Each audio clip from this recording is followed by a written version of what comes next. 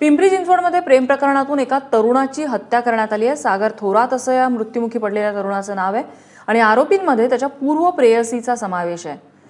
सागरचे अर्चना नावाच्या एका तरुणीशी प्रेमसंबंध होते। काही दिवसांपूर्वी अर्चनाचा जालिंदर निकम नावाच्या एका तरुणाशी विवाह झाला। त्यानंतर जालिंदरला एका गुन्ह्यात तुरुंगवास झाला।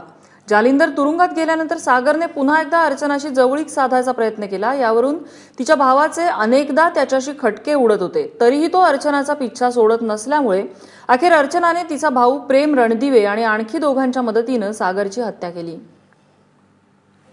तिच्या लग्नानंतर सुद्धा तिने आपल्याशी संबंध ठेवावेत, मैत्री ठेवावी याच्याकरता तो तिला नेहमी लगट करत असे, त्रास देत असे।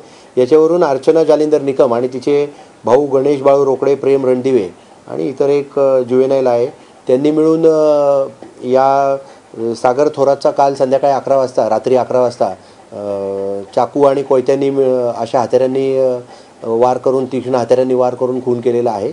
या प्रकरणी अर्चना जालिंदर निकम, गणेश बाळू रोकडे, प्रेम रणदिवे आणि एक जुवेनाईल मुलगा यांना ताब्यात घेण्यात आलेला आहे।